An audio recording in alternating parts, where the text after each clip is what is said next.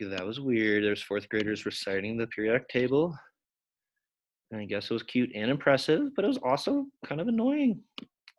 All right. Yeah, I uploaded this morning. I know that's going to continue to be confusing. I might split you guys off in your own team, but I feel like that would be even worse. So just continue to look when assignments are uploaded for whether it says like 9B ignore or like 4 9B. Okay, so that should just affect homework assignments and the quiz assignments. But I uploaded y'all's chapter 18 Lectiones this morning. It was like the second thing I uploaded. Ignore the chapter 17 Lectiones. Y'all already did those. And let's check that homework tomorrow. It'll be due tonight, like at midnight. So say this takes 15 minutes. You can use the rest of your quote unquote class time to finish that and upload it. Check it on Wednesday. Which spoiler is e-learning for everyone. The entire school is going to e-learning, guys. You'll learn pretty soon. I'm probably not supposed to tell you now, but there you go. I mean, by the time I upload this, yeah. And so we won't be back until the first week of May. Mr. Catalanello, Yeah. so for the homework assignment, in like the title of it, it says it's due tonight, but in the actual assignment, it says it's due tomorrow. You want us to turn it in tonight? Yeah, try to turn it in tonight, and I'll go tweak that. Just because, yeah. I feel like y'all haven't had too much Latin to do, so I was like, I should just make it tonight. That way everyone has it when we check it tomorrow. But yeah, I'll go tweak that. Try to do it tonight. Let's see. I will give notes for chapter 9. Jeez, already starting 19. Seems weird. Yeah, okay. All right. Like, we're capping out at 20. We might go a little past 20, but we're only going to have 2.5 like normal weeks in May. So even though we technically have this whole like month and some change left, it's not going to actually be like that functionally. But anyway, okay. Chapter 19 notes on Thursday. And then no video or stream on Friday, and y'all will just do a translation quiz based on the Lectiones that we check tomorrow that you do tonight / already. So just to remind you guys, or maybe if you're like Michael Droke and you weren't really in class for that initial breakdown in chapter 18, it's all about this thing called the passive voice. It turns out this whole time verbs have something called a voice. And up till now, all of the verbs have the active voice, or they've been in the active voice, meaning like a subject actively verbs a direct object.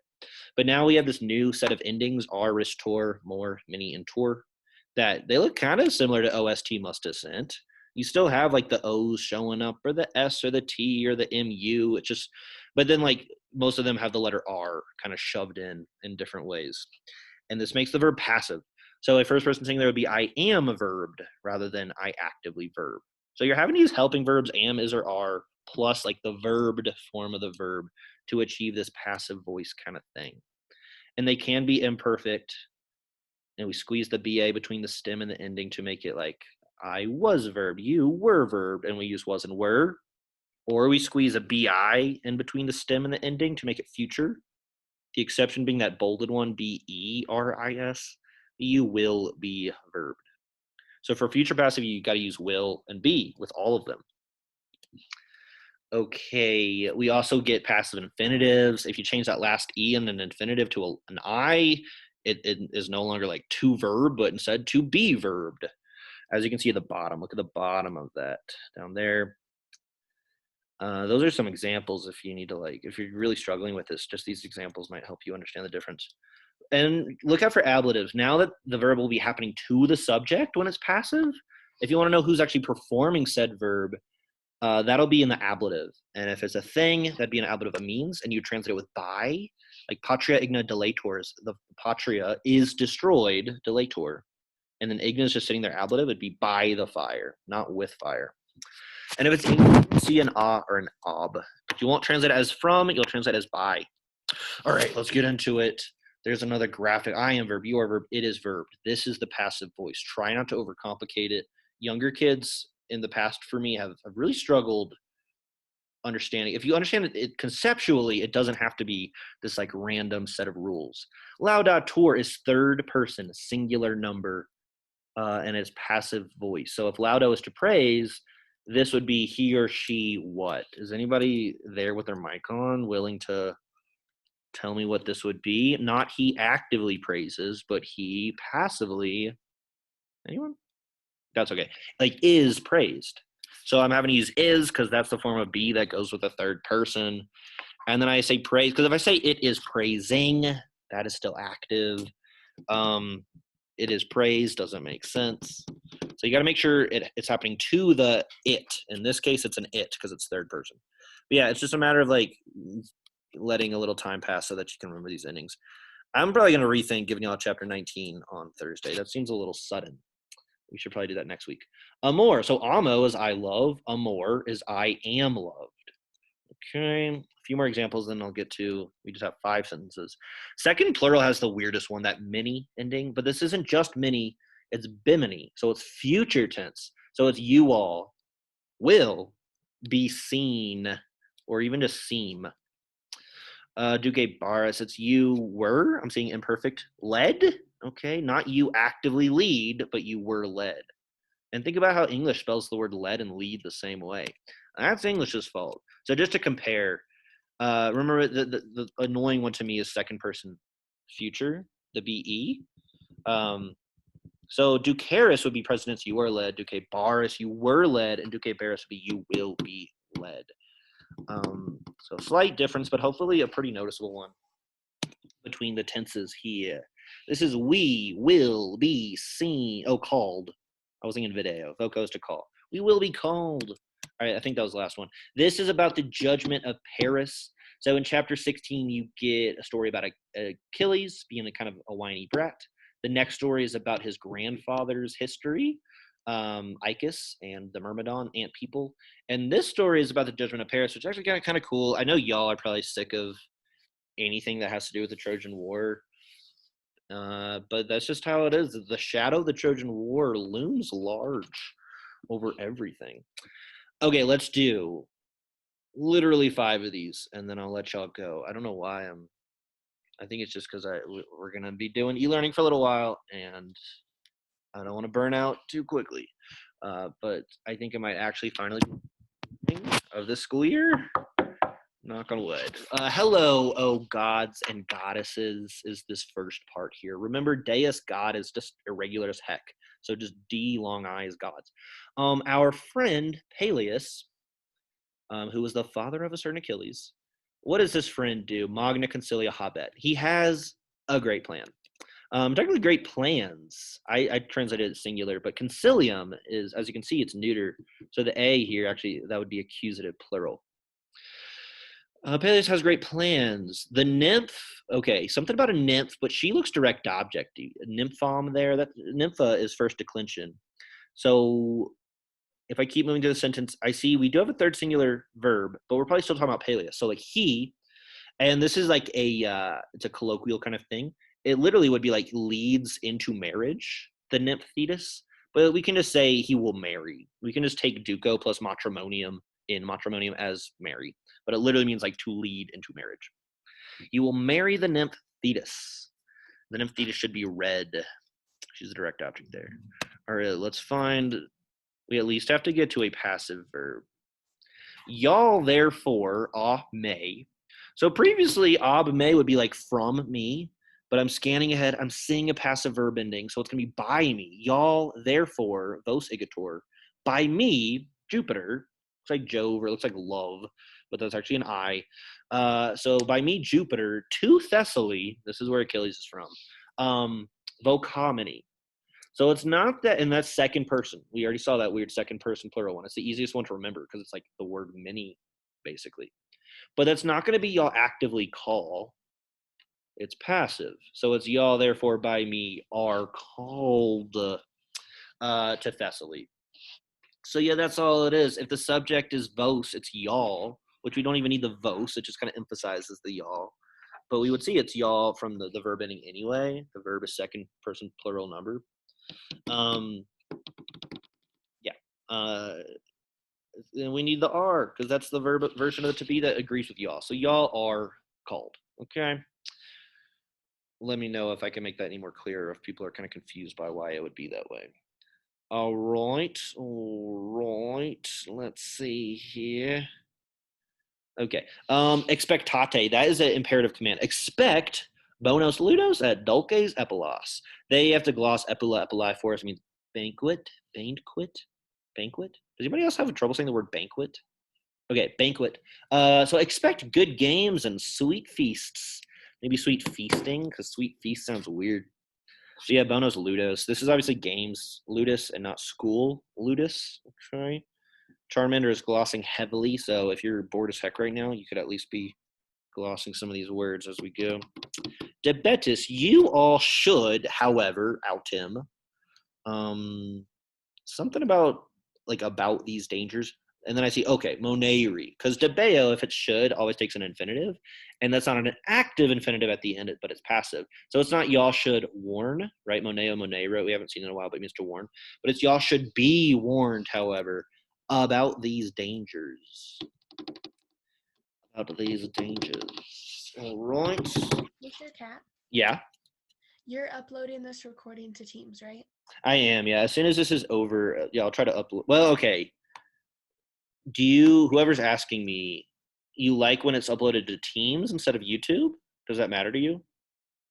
It doesn't matter because the Teams, it takes the link straight to YouTube. Okay, yeah. No, there's a part of Teams called Files where I can actually upload the MP4 itself. And for most of the year, I'd been uploading it as an MP4 to Teams and to YouTube. But then I was like, I think everyone's just using the YouTube. So anyway, yeah, I'll probably just put it on YouTube. And I might not even put the link anywhere. But you could, I mean, you just type in Mr. Kettle Nell into YouTube and you find my channel. And it'll be clearly labeled as like 9B. So yeah, that goes for the assignments, for the quizzes, and for y'all's videos. Look for the 9B indicator. Otherwise, you might be wasting your time. Because what I do with the 7th and 8th right now is just what y'all did like a week and a half ago. So, I mean, you should be able to tell if you're doing the wrong thing or watching the wrong video or something. But yes, this will be uploaded. So let's do these rules, and I'll let y'all go. Because technically, I told Newbern I would only take like 20 minutes. So don't need to rush. But so this is like a wedding invitation, basically. And Jupiter's writing it, which is kind of hilarious. And then he starts listing rules. He's like, you should be aware of these things. You ought to be warned about these dangers. Number 1, since. That's that word for sense. That's just a word I'm not confident in people knowing, but it means since Peleus mortalis est is mortal, since Peleus is like a normal dude, animus eius, if eius is just his or her, which I hope y'all know, it's a genitive of personal pronouns, but don't even think of it that way. Just know it as his or her. His spirit, animus, terebitur. So tereo terera was a chapter 1 word. But I see that TUR ending, which is our new third person passive ending. I also see BI, but let's come back to that. So it's not that his spirit actively scares or terrifies something. It has to be passive. And BI is there, so it has to be future passive. So I won't let the dead air last for too long, but can anybody tell me what that would be? His spirit what? Not will scare, but will Be scared? Is it nice. will Yeah. be scared? Very good. Yeah. His spirit will be scared. So yeah, actually translating future passive is maybe the easiest one because the helping verbs you use are always will and be. Like there's no other option. Whereas if it was like present tense, if it was just terrator, that'd be his spirit is scared. If it was terrabator, it'd be his spirit was scared. But anyway, his spirit will be scared if, let's see. So I wrote his mind will be frightened. The same thing. His spirit will be scared or will be frightened if. Nimis means like too much. Potentes is our new word that means powerful. And videbimor is also passive. Now, I think I talked about, it must pop up, so that's in the middle of all the glossed words. So videor, it gets its own dictionary entry because like literally it'd be not to see actively, but to be seen, right? But there's actually another word for to be seen, and that is seem. So if we, and videbimor with the MUR, it's first person plural. So the subject switches over from his spirit to like we. So his spirit will be terrified if we will seem too powerful. So I'll click through there. So the BI for both of these verbs are making them future, and they're both passive But whereas terebitur is third singular passive, videbimor is first plural. And yeah, so I want you guys to use seem if you can with videor. Like again, literally it's to be seen, but just say seem. And like only since I've taught this did I realize like, oh, it's weird. Like not only are seem and seem like very similar words, but they kind of mean the same thing, and they're just like one letter is different. Anyway, it's just kind of weird to me. And I guess I already gave away the second word, so let's do one more after this and call it a day. First Latin class in like a week. It's only 15 minutes. Okay. But anyway, number 2. So he's saying like don't show up to this party doing all kinds of crazy god stuff and like being magical and because you'll frighten this dude. Thetis is marrying this guy because there's this prophecy that Thetis's kid will overcome its dad, and so Zeus was like, well, I don't want to have a kid with her. But anyway, qui audet. So usually qui is just who, but if you need to, you can add a he or a she, like he who dares. It looks like I didn't do that here, but that is an opt. Like he who dares without a gift to come, as in he who dares to come without a gift. What the heck? Weird typos in this. A gift, don't know, right? Will be, and once again, we have one more future tense passive verb. And this is a verb y'all don't have, but it means to punish. Castigo, castigare. Will be punished by me. And this by me here is this new thing we have called the ablative of agent. Which, like, it's not really hard to spot the ablative of agent. It's more one of those things where, like, I might ask you in class, what kind of ablative is this? And a lot of kids have trouble, like, remembering this term. But that's what it is. It's when a passive verb is performed by an ablative, and that ablative is a person. Last one. This is another imperative. So Lego Legro must be pretty new for you. It means to read or choose. But this is the plural imperative ending for a third or fourth conjugation verb. So it's just like read. Genera is new. The types, genus generis, of gifts, which, oh, and okay, I don't think it's read. I think it's like actually select. Select or pick or choose the types, direct object, of genitive gifts, which, starting a relative clause, that's going to go all the way until, I guess, our second relative clause. Apparently we have 2. The gifts which, lauda buntur. So it's not quite bi, but we should know that bundt cake is a future tense kind of thing. So the gifts which not actively praise, but which will be passively praised ob omnibus, by everyone, ablative of agent, who, so qui is actually, its antecedent is everyone. What everyone? Oh, you know, the everyone who will see them, the gift. A is just doing that stupid thing where it's like referring back to the gifts. And so you just translate it as like them. You know. All right. You alone. Oh, this, I like this. Is this from the same story? Okay, this I'm serious this time. This will actually be the last one. You alone, O goddess discord, non-vocaris. So last passive verb. Second person. That's what the second person passive ending is. Vocavocari is to call. So it's you alone, O goddess of discord, or just the goddess discord / Eris, her Greek name is Eris, are not called, right? For nam, nullo, by no one, amaris. You are loved. You are loved by no one. Everyone knows what happens. Obviously, she doesn't like being rejected, and so she throws the apple into the party, basically starting the Trojan War. All right, free bonus for streamers. If there aren't any questions, we can stop there for today. Tomorrow, checking the homework. We'll probably just finish the story on Thursday, since I want to hold off on introducing chapter 19 or 18. No, it's 19.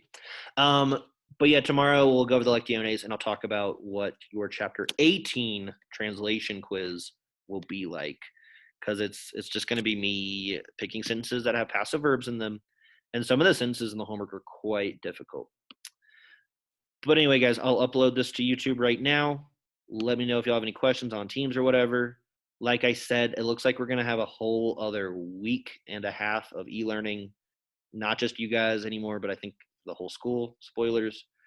You'll learn more about it, as we all will, I guess, soon. And I'll see y'all later. Have a good evening, and try to make it tomorrow. Bye.